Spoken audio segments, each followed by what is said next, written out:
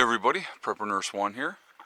Today is still Thursday. It is February 25th, 2021. That moon is getting full. It looks like a full moon up there, but it's not a full moon yet. The full moon I think is Saturday, but man, that's pretty close.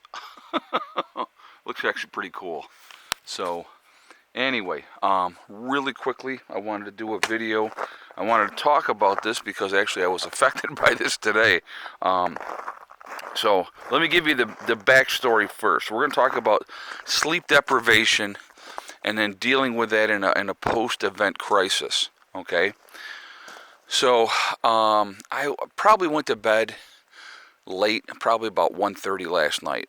And for me lately that's late because these dogs just are up so freaking early. But so I probably went to bed about 1:30. Oh, here comes one of the cats. Out and about. There he is. So I'd gone to bed about 1:30. At about 2, the power went out. And I'm like, how bizarre is that? What's going on here? Because I knew the batteries were in really good shape, so I knew it couldn't be the battery. So I went out and like troubleshot everything, and there was no fuses tripped or anything like that. So I thought it was very strange. To this point right now, I have no idea what was going on. So what I did was I fired up the generator. Watch, he's going to want to go in. Would you like to go in, sir? Mr. Abel? AB, huh? Mr. Abel, or you want to go in? Look at it right there. He's like, yes, please. I will go in now. Hi, baby. Yeah. You're a good boy. So what I ended up doing was I fired up the generator and brought the power back on, and then I turned the generator back off and everything was fine. So it was really bizarre. It made absolutely no sense why it did that. I have no idea why it did that at all. But so that happened at 2 o'clock. At 5 o'clock, so then I went back to bed. So at 5 o'clock, Hella started whining. So I'm like, okay, I know she probably got to go, because that's what she's letting me know, that she's got to go out. So I get up, I take her out, and she does her business, both, which I was really happy with, because when she does number 2 in the house, it's not so fun. But anyway, so she took care of her business, and I went, okay, good. So I brought her back in.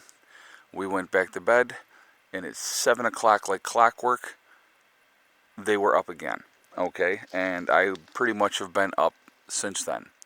I had some running around I had to do today, and as you guys saw earlier, I ended up picking up a new chainsaw.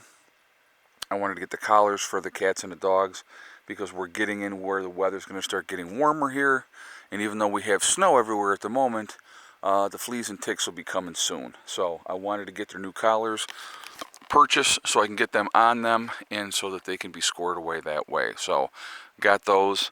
I ended up going and having lunch with Heather and spending a little bit of time with her, and then I came back and stuff like that. So I've been going all day, and I just shot, absolutely shot. I needed to bring wood into the house for me, so I was doing that because I had gone several days without bringing any in. So I'm like, oh my God, I got to get wood in. So I ended up doing that, and I was just, like I said, zero energy, just not thinking clearly. And so I had said to Mom and Beck, I said, I got to lay down. So I laid down, I slept for an hour. I had one of the most bizarre dreams that I've had in a long, long time. Made absolutely no sense whatsoever, this dream. It was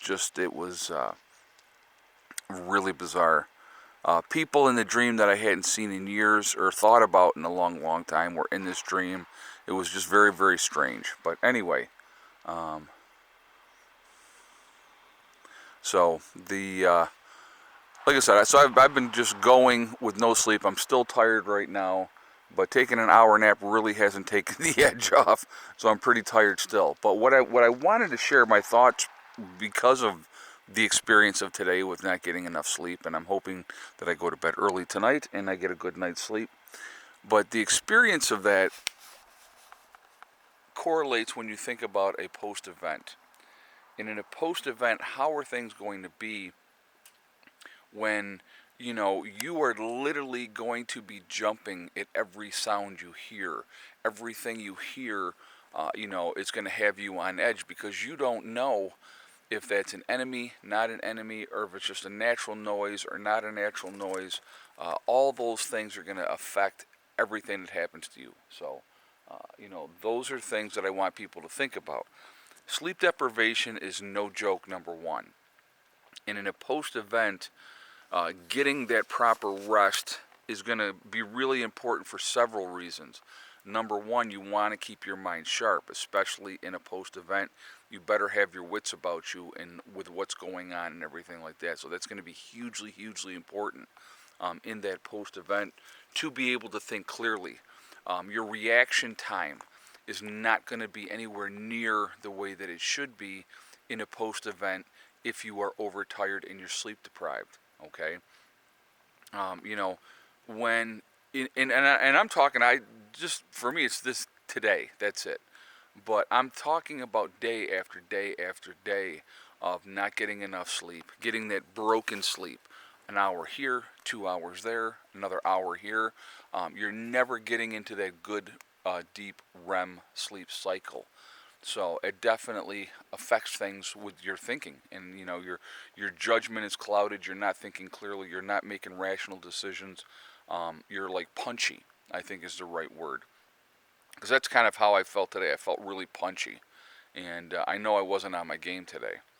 So and I knew why, because of that lack of sleep. But in a post-event, and I want you to think about this: you don't have a bug-out retreat. You're not at a permanent location where you know that you're safe. You got people that can watch your back.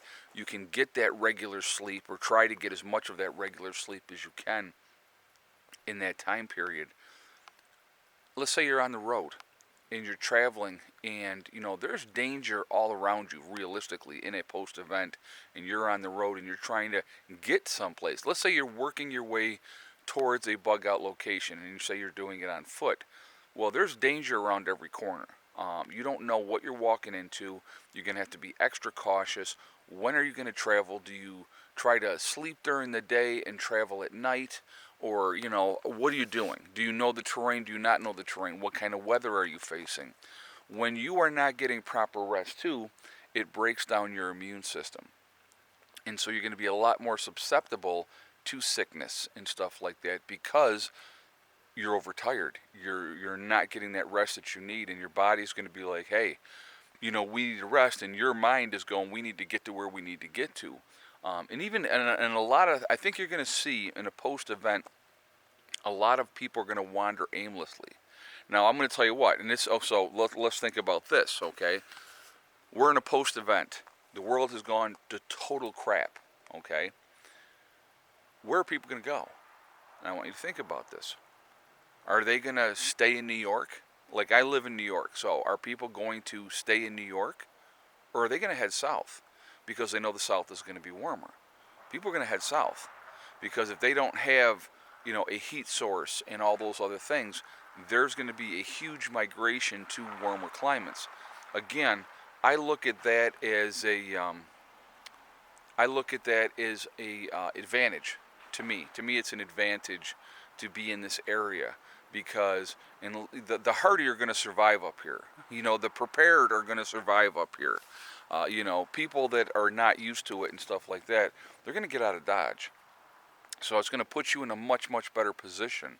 Now, the danger period for me to be like in New York would definitely be the spring, summer, and then even possibly in fall, because people are going to be looking for harvest. Where can they can get stuff? Where are they going to be able to? Where are the apple orchards at? Where are those different type of things? And so you're going to be fighting for those supplies and resources. So those are things to think about too. So the more that you can have in place, ready to go, you're going to be in a much, much better situation. That's just kind of what I'm saying. But again, sleep is so important, and I don't think people really take that into consideration because now we get plenty of sleep on a regular basis, hopefully, but you don't have that added element of danger and, oh my God, what's going to happen if, type of situation. So those are things I think people really need to think about, especially in that post-event type of situation. So wanted to share this with you guys. I definitely want to get your feedback on this, and I want to hear what you guys have to say. What are your thoughts on this topic? Hopefully you found this interesting, because it's just something that, because of like my situation today of being so overtired, you know, and I thought about it. Man, could you imagine going a week, 10 days of having, you know, 3, 4 hours of sleep a day, but not straight sleep, but broken up sleep? It would be, you're not going to be on your game. So, anyway, I definitely want to hear your feedback on this.